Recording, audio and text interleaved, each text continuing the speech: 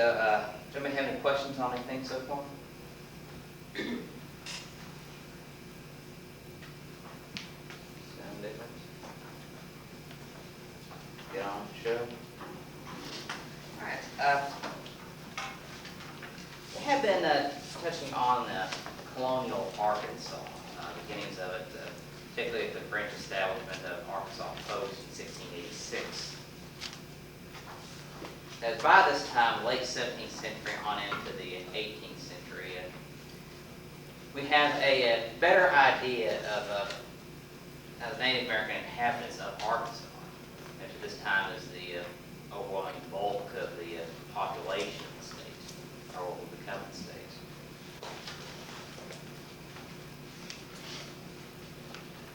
As we mentioned the other day,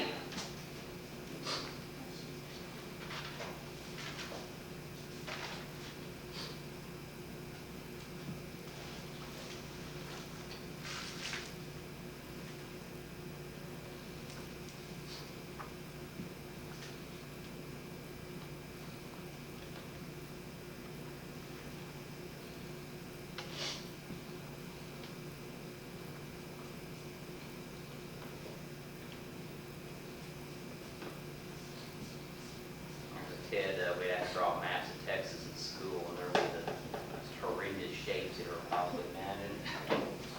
Arkansas is a little bit easier to draw. If you lived in a state like Colorado, Wyoming, it'd be really easy to draw a rectangle. Anyway, three major tribes are inhabiting the region. There are a couple of others kind of scattered out, but three major ones. So the Caddos here in this region. Pawpaw taking most of the central part of the state. And the Osages taking this area.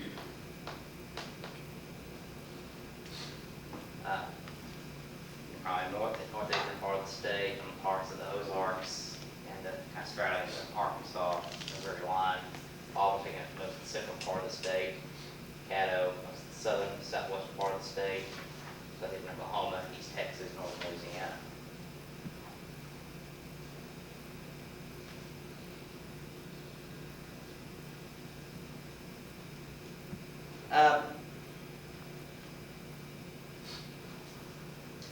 Go ahead and take a look here at the Quapaws. Where essentially the name Arkansas is derived. Just kind of a odd variation on it from people who probably from a original French expeditions who learned the name of these people and could not perhaps they couldn't quite understand it, but Quapaws or Quapaws, the name of it somehow perhaps get to Arkansas.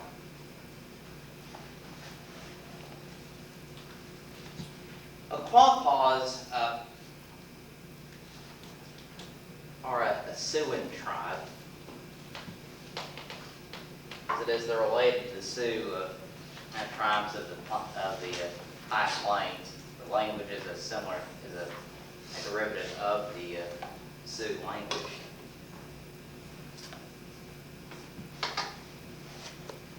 And the Europeans had a very close, very friendly relationship with this particular tribe, the Quapaws.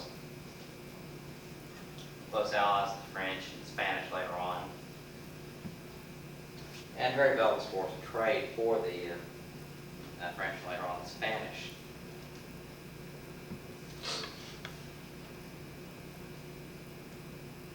And because they're kind of here in this kind of central point here between what would become St. Louis in the north, New Orleans in the south, the Quapaw really kind of enjoyed this kind of strategic position they had and the trade relationship they had with them.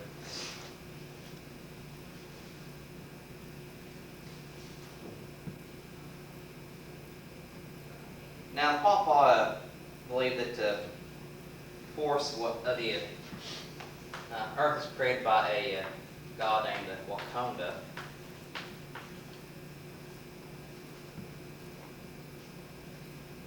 And he created the earth, then the people of all the world emerged from what from their legend is the womb of the earth. Basically, the earth literally gave birth to humanity.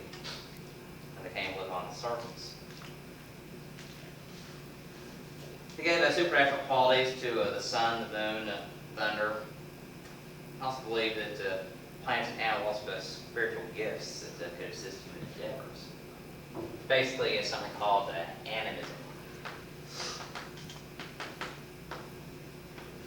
I believe there are spirits inhabiting animals, plants, supernatural qualities to some basically kind of supernatural quality to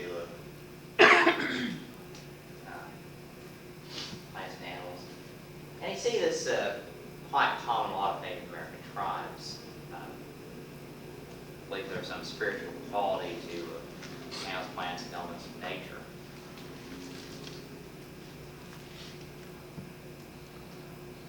As a publicly oriented tribe, and public festivals are an important part of Quantified life. And they had ceremonies for all sorts of things. They have a planting ceremony, beginning of the growing season, then corn ceremonies, the corn crop ripened late in summer.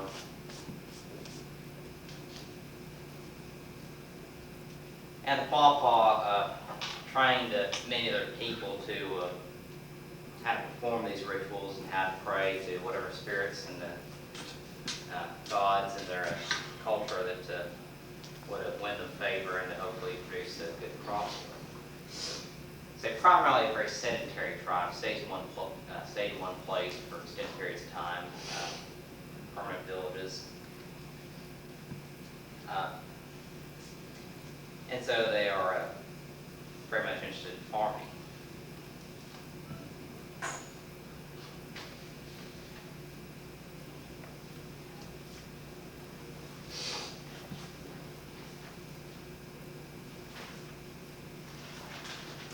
Now say primarily the southern central part of Arkansas.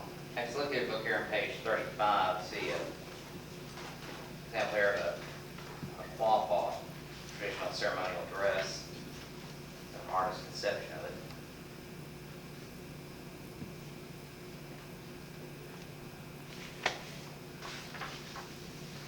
Now Pawpaws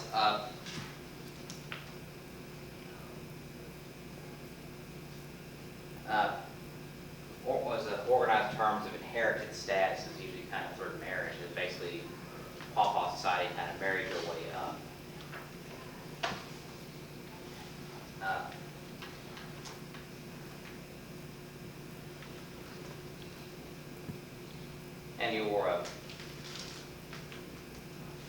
And your identity was basically kind of carries your father's name along, but you're kind of looking more as kind of the kind of group you kind of descend from, kind of the faction within the tribe you descend from. It's considered to be kind of more important than necessarily what your parents had done, but what kind of that group had done. Your grandfather, your grandparents, your great-grandparents, what they, you others have done years before. That was kind of looked on more importantly as to say who your parents were, what they did. For example, in our society, they might claim to be their descendant of the Civil War general. That would carry more weight in Pawpaw society because it's somebody who did something very important than necessarily who your father is. Say your father works at a bank or your father's a preacher. Well, that might be important in that society. Some kind of promise might be important in that Pawpaw society, but the fact that someone does something very extraordinary in your family generations back, that's what really kind of got people's attention, Pawpaw attention.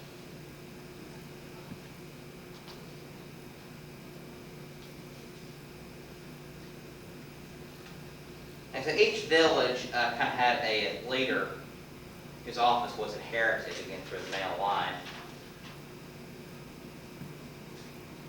You'd have this council of elders in your village. You get to go meet variously on various issues. And then the village leaders would come together and meet in large council houses periodically.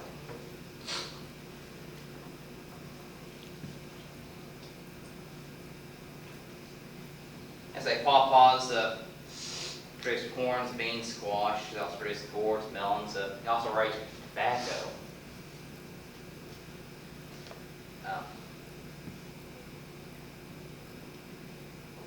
Pawpaw women are considered to be in charge of the crops. Basically, women are basically in charge of the farming. They also butcher the animals captured by men during the hunt, prepare the hides, and often gather the wooden wall foods, cook, care for the children, perform many household chores. Basically, men's function in Pawpaw society is politics, hunting, and warfare. And it is the Pawpaws who are basically divide their society into two people. So there'd be the sky people and the earth people, again based on their religious beliefs.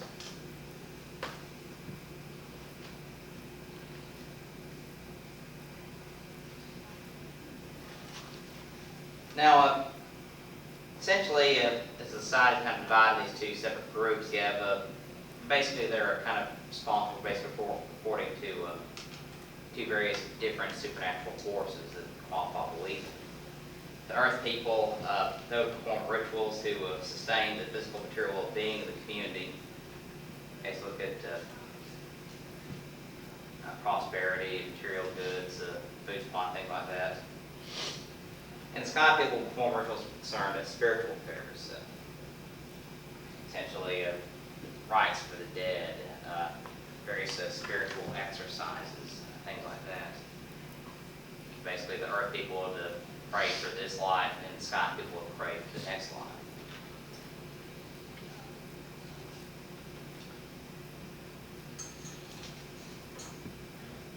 Now, the next major group here is the Osages. You see here on 37, another artist's conception of what an Osage man would look like. That's this time period.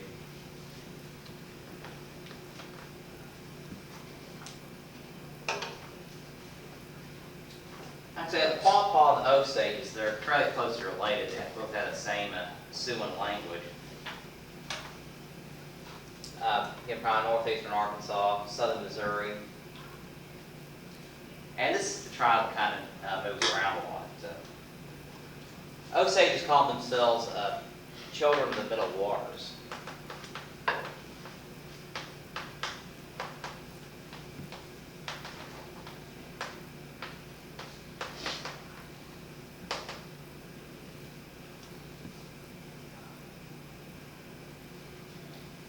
And they also believe that sky people or earth people kind of divide in their society. They believe in the beginning, the earth people lived on the ground and the sky people lived in the sky. And the sky people descended to the earth, intermarried with the earth people, and thus gave birth to the Osage tribe. Say a lot of Pawpaws, they trace their ancestry to their father's line. And so they divide their tribe between the earth people and the sky people.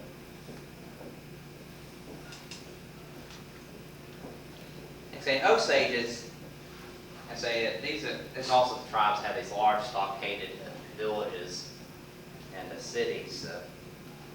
Not very large by our standards, but cities by their standards.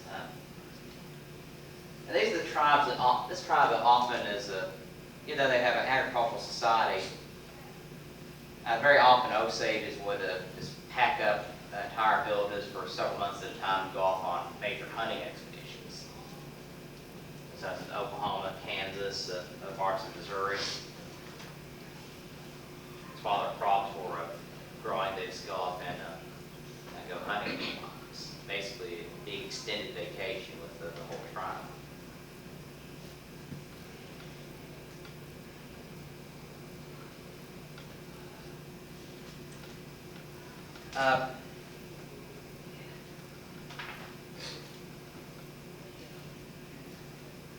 And the Osages were divided into 5 major groups, each having its own village. The village block was patterned by customs that were maintained by a group of elders known as the Little Old Men. That's basically what it translates to in the Osage language. And this group, again, kind of translated to the Little Old Men, They're responsible for establishing standards for appropriate conduct, advising village leaders. Essentially, they kind of set the standards for the society.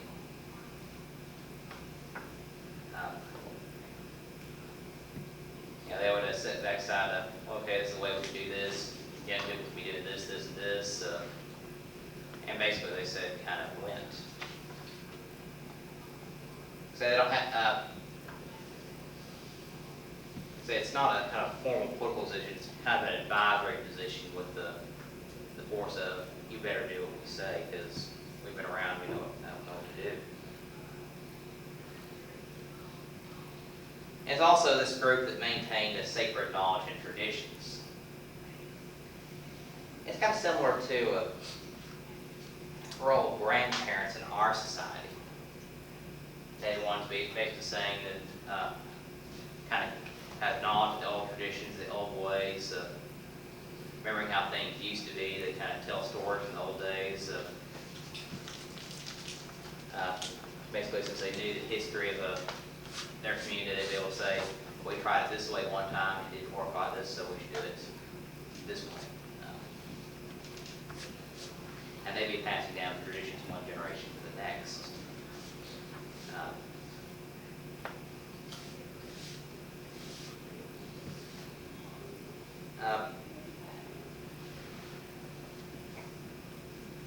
But to be kind of formally inducted to this kind of formal group of elders and advisors, you'd undergo kind of a lengthy instruction, which would begin during your earliest days of youth.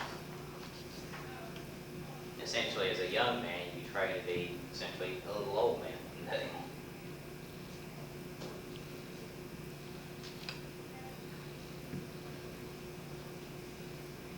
Actually, in Osage society, marriage was arranged by the families.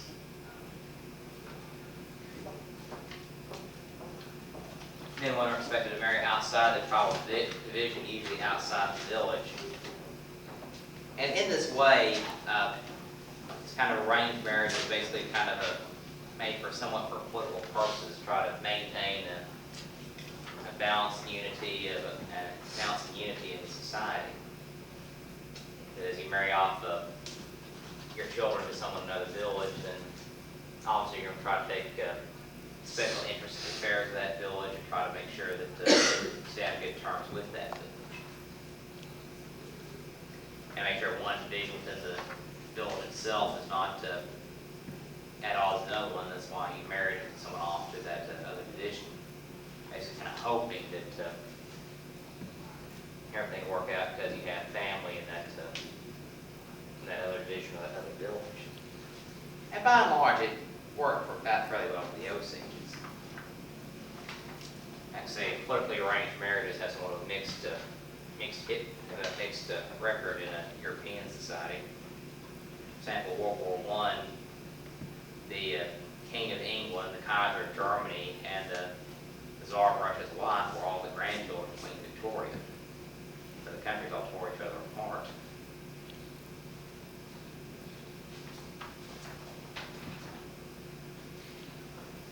Now, what happened in the Osage tribe is once this marriage is arranged, essentially a reverse dowry would be provided. Instead of the in European tradition, late medieval and the Renaissance era tradition, the woman's family paying the man a dowry, basically paying them to marry their daughter, technically to marry into another class. In Osage society, the man's family, the man himself, would provide gifts to the wife's family. Another question?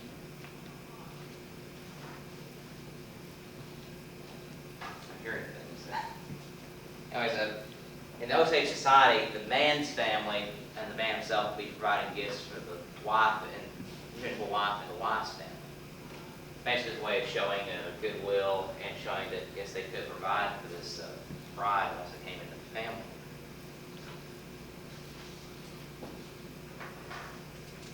Now, if the proposal was accepted, the gifts would be accepted, but if not, they were expected to return these gifts. So essentially, it would be very rude if you're giving these gifts and still turn down the invitation. The Osage didn't have too much against polygamy. Sometimes an Osage man would take his wife's sisters as additional wives. That wouldn't be quite always the case. And since inheritance passed through the male line, the man would often marry his deceased brother's widow so that he could provide for his brother's children. Essentially, in some families in our society, if something happens to a brother or sister, sometimes the surviving relatives will often take a special interest to make sure that those children are provided for. In the Osage society, it's a little bit more formal arrangement. That's essentially you'll signal your willingness to care for your brother, your sister, your brother's children by marrying his wife, making her and his children a formal part of your family, direct part of your family. Yeah. Don't you think that that's happened? I mean, up until in the last 100 years, it's changed more. But I mean, it happened in all societies, kind of. Like my mother's grandmother died, and her grandfather married her sister to take care of the children. Yeah, that's something that would happen very often. In Osage society, it's a little more expected. In our society, it's a little more informal, kind of well, it'd be nice if you did, but you don't have to. But it's not something that's really, it's not that our society is just kind of unless you're your own thing, you want to, you don't have to if you don't want to, but you are still kind of expected to kind of keep an eye on them. But in Osage society, you're more expected to marry them, especially since they don't have as many functions about polygamy. No, not Mormons. How do you say that? They guess you sometimes have that same thing happening in our own society.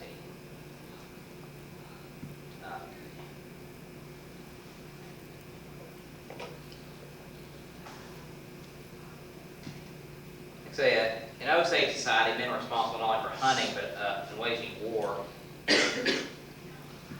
They'd also be managing community, economic, and political affairs. Women would be responsible for a wide variety of activities. Usually then they too would be, like a pawpaw side, be responsible for planting, for taking care of the crops.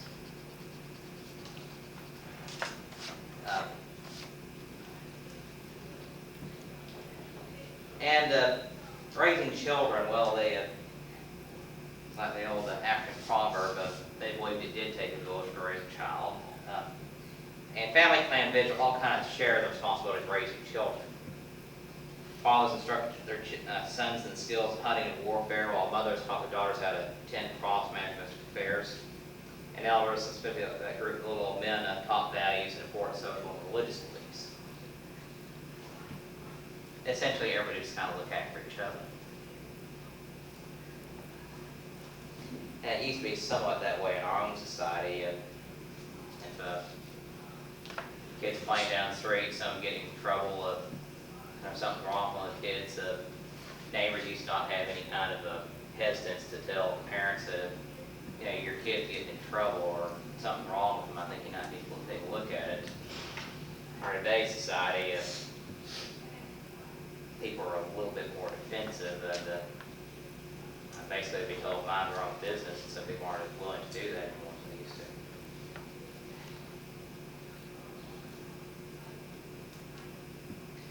Caddos are kind of an interesting group. So they're very different from the Osage and Pawpaws.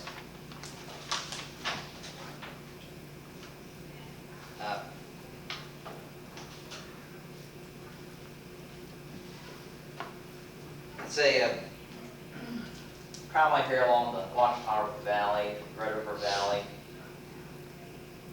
That connects all the way down to Nashtech and up here back into Oklahoma.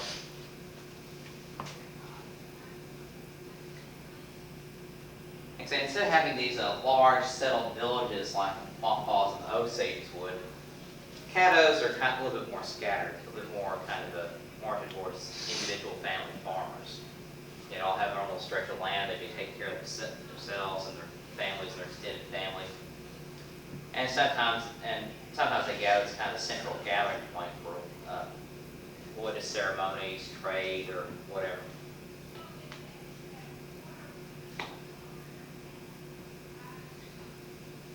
I'm saying because they're kind of a loosely oriented tribe, they seem to be made up of several different tribes, all kind of conglomerated into one and allied and work together very closely.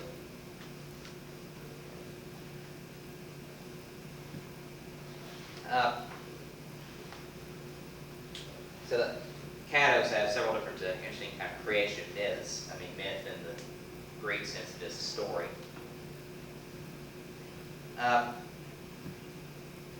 One version has a cave in a hill named Chakanina. And out of this hill called Chakanina, an old man emerged from the underworld, which brought a fire, a pipe, and a drum.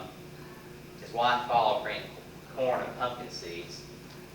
And others followed, bringing in the various people and animals from the underworld all of them together populated the earth and brought all the things that Caddo society knew about. But apparently what happened, though, was the people coming to the surface thought they could go back and forth to the underworld, but a wolf spirit closed the hole in the hill, cutting off the upper world from the underworld. So unlike most other Native American tribes, they are a polytheistic society, have a lot of different gods and spirit beings. The Caddos did have a supreme god kind of reigning over all of them. He had authority over basically all the other gods and spirits. And various rituals performed throughout the year to try to appease this supreme spirit. And also had these rituals conducted to try to maintain positive relations between this extended scatter of Caddo groups. So the most important of these, again, kind of related to agricultural cycle. Planting ceremonies, harvest ceremonies, various ceremonies throughout the year, praying for good weather, and so forth.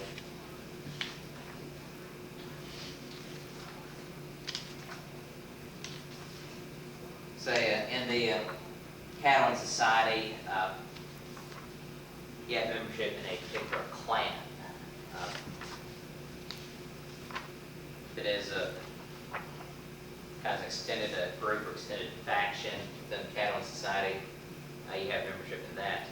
And you gain membership in a particular clan either from your mother or your father, depending on which group is considered the stronger. If you're born in your mother's family, mother's clan is going to be more influential, you become a member of that clan. Like your father's was, and you become a member of your father's clan.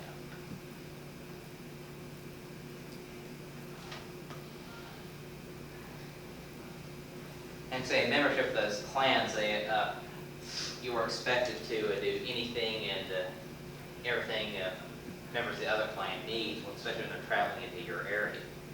They need lodging or food, and remember your clan is coming from another village, another area to where you live. You're expected to provide them food, lodging, clothing, it's whatever they need. But people were obliged in Catalan society to marry outside the particular clans.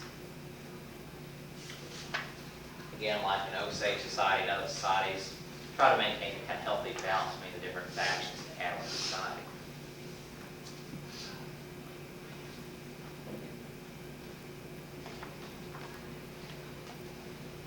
So even though Caddoans are kind of separated into separated somewhat more isolated family farms, they tend to stay in one place during periods of time. And so they also planted, they call them three sisters, corn, beans, squash. They also planted watermelons, pumpkins, sunflowers, also planting some tobacco.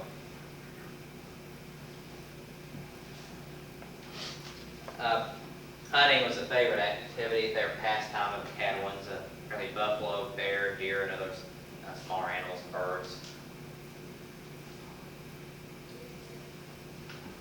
Caddos were well known for their pottery. They had very extensive designs of pottery. Remember all the made ones. Also well known for baskets, woven mats, and the dresses.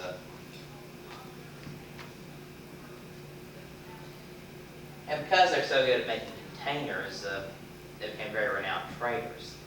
A lot of tribes in the region often traded with them. Cadouins often as a meat intermediary because essentially they had the best ways of getting products from point A to point B.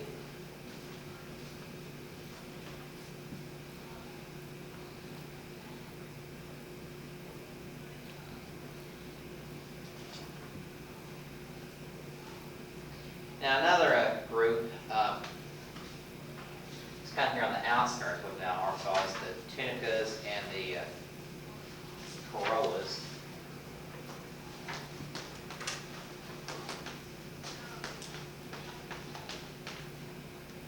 And basically they're kind of this area kind of straddling Tennessee and Mississippi. That's kind of this area right here. Tunica, again, is where you get the name Tunica, Mississippi, known today primarily for casinos.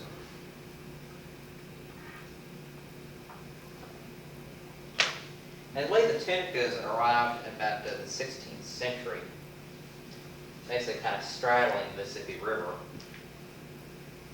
Apparently they arrived after DeSoto sometime.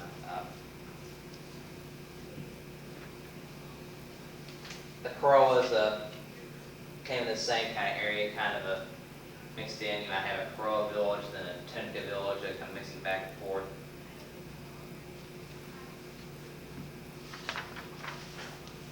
But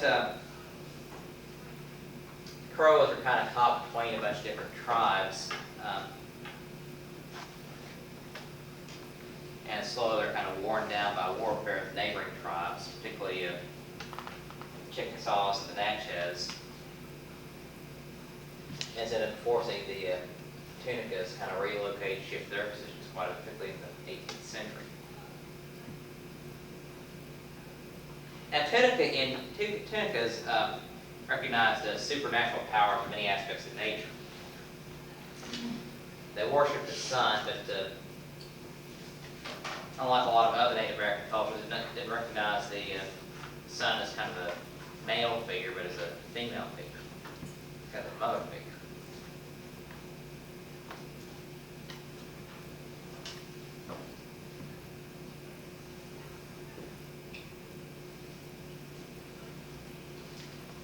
Tunicas believed that fire was a deity in its own right, deity itself. It was basically fire was a god, a force that was a symbol of the honor and power of the sun. And so each Tunica village had its own kind of eternal flame, as we call it, basically a sacred fire to be tending to constantly to keep going, kind of a way of keep evoking the spirit of the fire. So we don't know a lot about the social life of Tunicas because of warfare and just kind of limited contact, which we don't know a lot about them.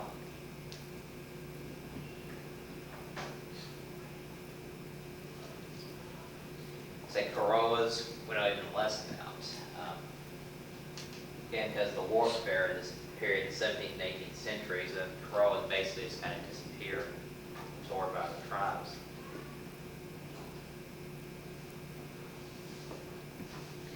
And in the middle of all this, the Europeans are kind of caught.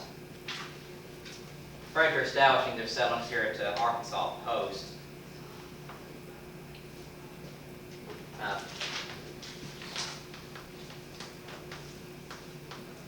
And French especially relied on a trade from Native Americans. Native Americans to try to keep the Arkansas Post and the French trade flourishing in this region. A lot of times this would be disrupted by different Indian groups fighting each other in different wars.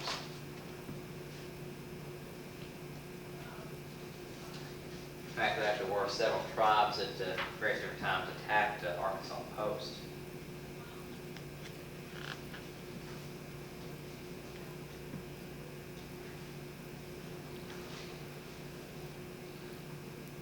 Now, unfortunately, though, we don't know a lot about Arkansas Post. A lot of the colonial records have been lost or destroyed, so we just don't know a lot about the individual particular records.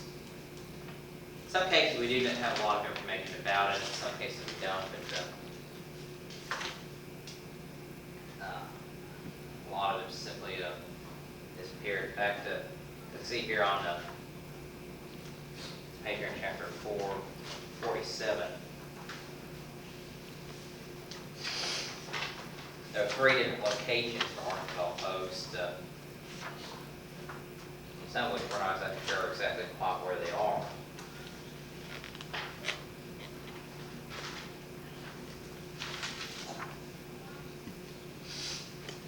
Now, this is the era referred to as Colonial Arkansas. Kind of given that name by historians. There's really not a whole lot going on in the way of colonization by Europe. Again, far different from what would be happening in other parts of the European possessions throughout the Western Hemisphere.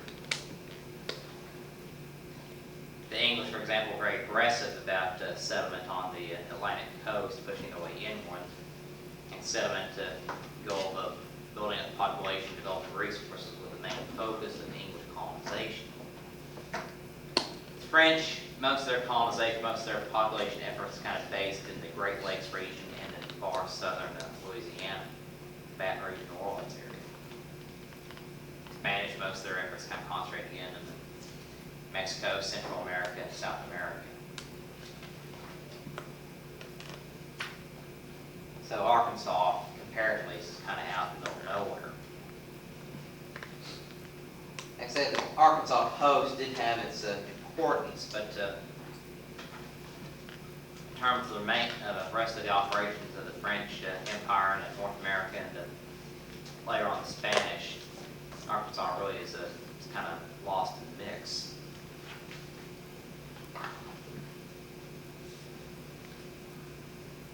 And so the colonial tradition is very different in Arkansas than it would be in New England. Essentially because essentially all traces of colonial influence are gone. It's like we touched on yesterday. After the French left and Spanish left, they basically took everything with them. They brought with them. There were not enough people who were spreading kind of culture, French or Spanish culture in Arkansas. Basically, a few scattered French place names is about it. There are some attempts at settlement by the French and Spanish, but they're kind of half-hearted and never really came to anything. So basically, there's no one around to really be French or be Spanish or expand any French or Spanish ideas into the modern day. So essentially, the Americans took over as basically a blank slate.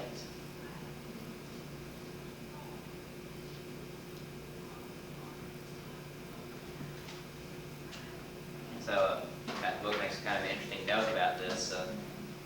When we think of colonial America, we think of English rule. On the East Coast, the last king to rule America was George III of England. But in Arkansas, the last king was Carlos IV of Spain. Somewhat different perspective.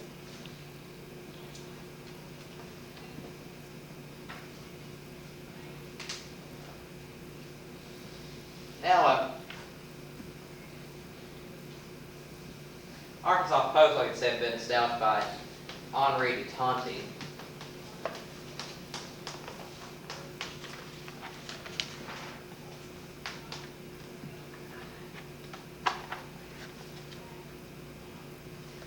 Actually, a very tiny post at the beginning.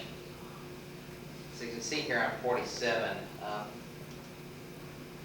it seemed like it was in the original settlements near the White River in Arkansas County. Basically kind of where the Arkansas and the White River come together, right before they all come together with the Mississippi River. And this post apparently was here for about 13 years, but they moved it back and forth to other areas and bring it back for a while. Henri de Tonti established this post with 6 of his men, so the original population is 7 men. But again, it's not considered to be a settlement, as we know it. They're trying to found a city, a great community. Basically, they're founding a trading post. Place they see it as establish French authority and French commerce in the region.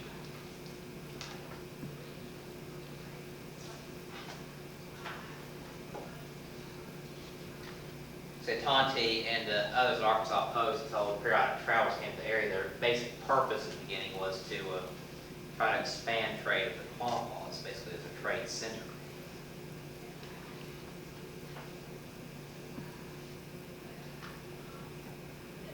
Like I say, they're hoping this kind of be one of the kind of growth this because of its importance between St. Louis, or actually later on the Illinois country and the Gulf of Mexico. Hoping basically all trade population kind of gravitate toward Arkansas Post, but these dreams never quite panned out for the French, particularly the founders of Arkansas Post.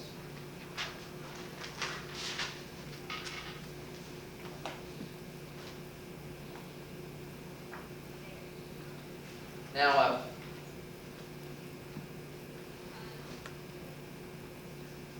Arkansas Post seems to have been abandoned about 1699,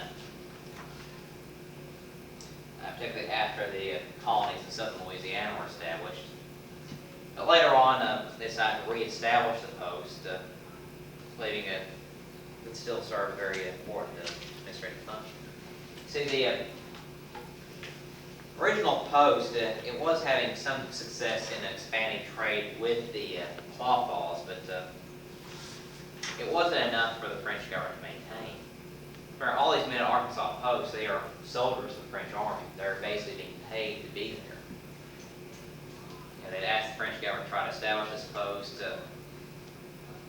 and they had had a lot of major failures, but not enough successes to really justify the French government the expense of maintaining it.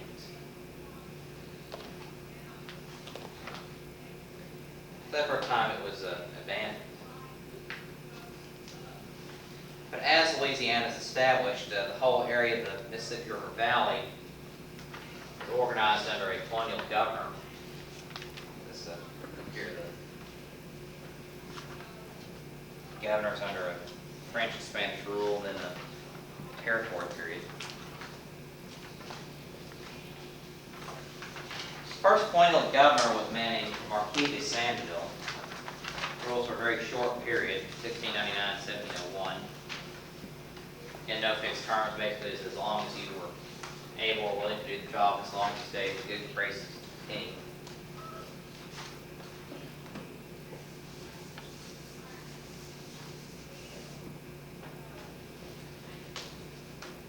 Marquis against the title of nobility.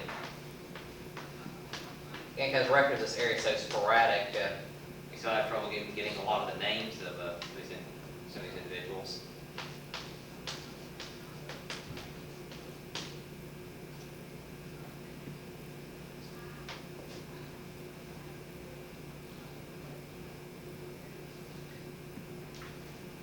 And later on, after that, the founder of the colonies in southern Louisiana, Jean-Baptiste Lemoyne de Bienville,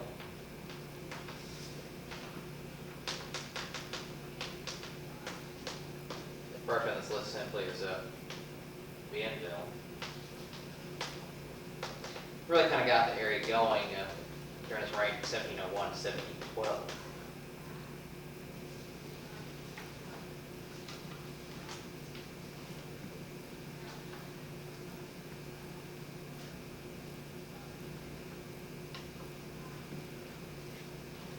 But in the meantime, French are kind of concentrating mainly on far southern Louisiana and the Great Lakes region,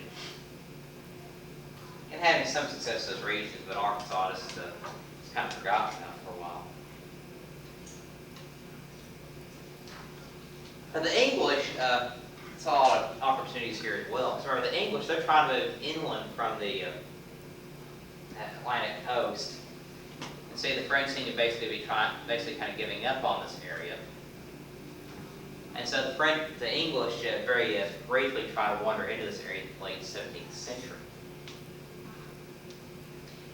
The English did stage several incursions in the area, but these are all very kind of half-hearted attempts that were not successful, and so the English gave up their attempts to take over Arkansas and the central Mississippi River Valley very quickly.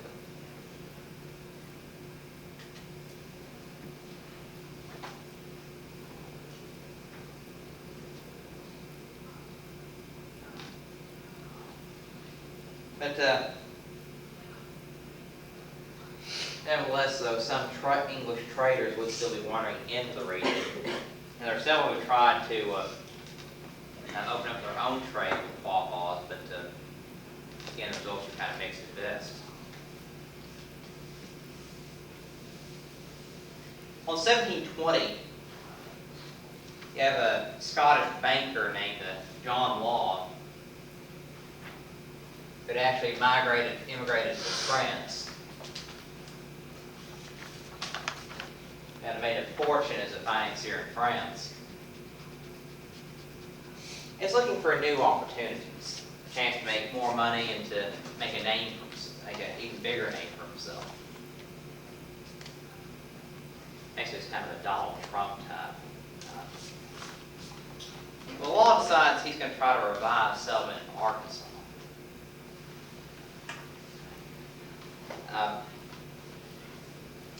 So he had his company take over the Louisiana Colonization Company, basically the company that bringing in settlers into Louisiana, making a little bit of money selling the lands to settlers. And made sure his company granted him a huge tract on the Arkansas River. And went about very aggressively to try to recruit colonists for this area.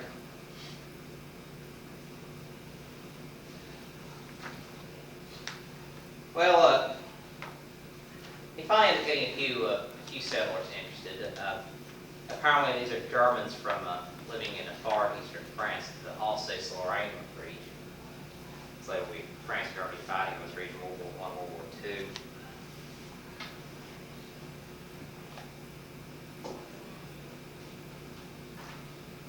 Well, Law, nevertheless, even those are Germans, decide, well, you know, they're paying the one to come out to establish the colony, so he arranges for their passage to Arkansas. They're going to be settling here on the Arkansas River, hopefully.